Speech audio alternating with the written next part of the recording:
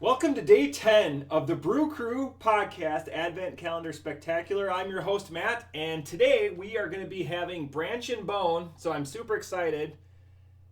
Hung from the Moon, it's a 4.8%. What is it? It's an English mild.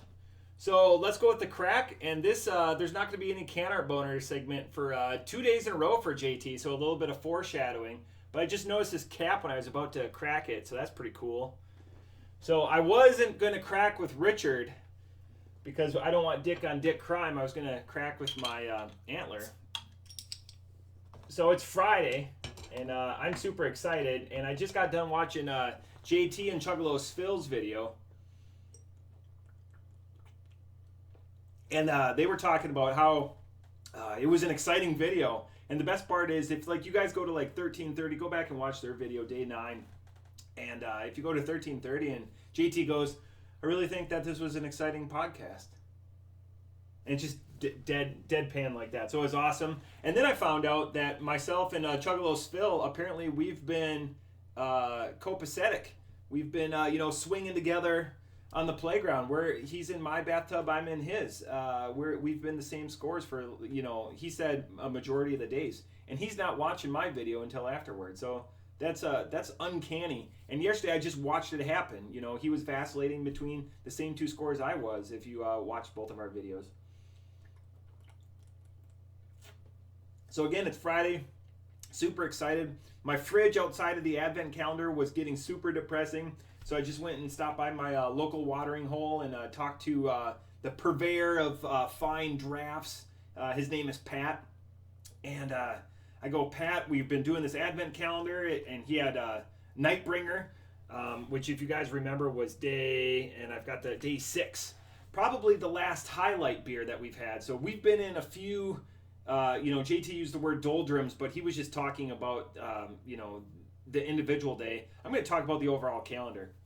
The last couple of days haven't really been outstanding by any means, but that's fine. You got to have, the sweet and the sour, as I say. You got to have, your ups and downs. So again, when I saw Branch and Bone, I'm not going too much into Branch and Bone. If you really want a good background on Branch and Bone, I'm sure JT's going to do one, as it's his home brewer. It's right down the street from him, and he's probably been there 15 or 16 times just in the last 2 weeks. He lauds everything that they do. They're a local Dayton brewer.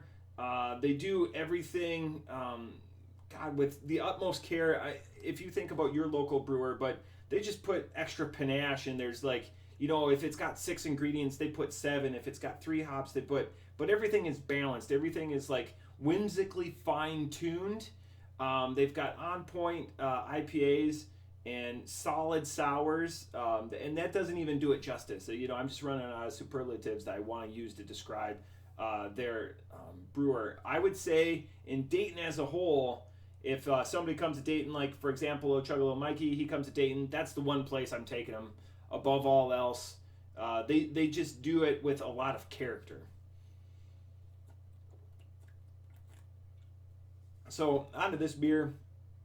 So English bitter, English mild, I don't know the difference. I know this is one of the beers that Chuggalo Mike paid $30 and took with him to Texas. He should be back. Hopefully I'll be able to hook up with him in the next couple of days. We'll get some of his thoughts. I know he's been posting when he's been able to. This is another just fine beer. I like that it's got a little more to it than what we had yesterday. The frog and the hog from the butcher and the brewer with the cat in the hat.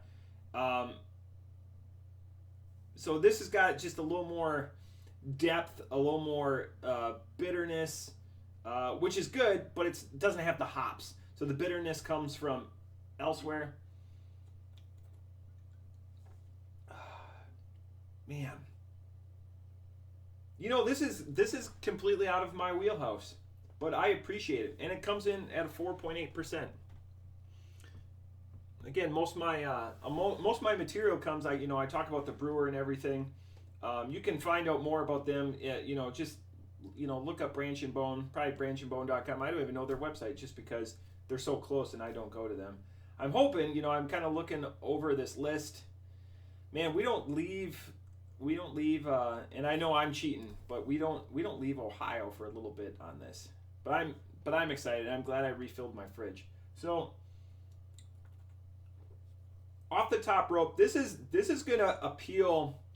So I've been getting a lot of commentary from the older generation, the more experienced generation, about calling out what they like. I just had a fun exchange with old Chuggalo Dave, Chuggalo Stivers, and he was like, "Look at all these reds," and he brought up my Untapped from like the last 5 years. And he look at all these reds that you liked, because if you're a follower of the podcast, appreciate you. If you're new, not a fan of reds, Ripas, not red. If you throw red in it, just not a fan of it. He goes, but there's a couple that in the last 7 years I've been posting about beers. He found a couple that I liked, or were a 4.0 or one of them. One of them was gifted. So sometimes my scores, and I'll admit, sometimes my scores can be affected by the resonance or the statement that's being made with the beer. And he drove out of his way to gift me this beer, and that meant a lot. I know the one that he gave me from Waconia Brewing Company, which we've done before on the podcast, was top notch. But there was a couple other ones that were a little bit older that were like a 3.5. I wouldn't say that's a home run by any means, but definitely a drinkable beer. I can probably count on one hand how many drain pours I've had on my craft beer journey. 2 I can think of on the podcast. Definitely 1 for sure. Okay, on to the beer. So English bitters are one of the, or English miles are one of the older styles in the world. They're not going to have a lot of diversification. You're not going to get like a tangerine. You're not going to get a lot of character or diversity like you see with stouts, or you see with IPAs, or where you see with sours. Even though stouts being older, but everyone vanilla, graham cracker, s'more type ones. So off the top rope, I think I'm going to surprise people with this one.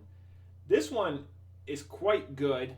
I like that it's a complete change of gear, and this should demonstrate to people that not only do I have a sweet spot, but I can deviate a little bit. So off the top rope, this is a 4.25. This is how, like, if I'm going to have a beer and have something completely off the reservation with a group of friends, and just talk about shit that happened 30 years ago, or in my case just listen, this is a beer I would suggest, and it would create conversation.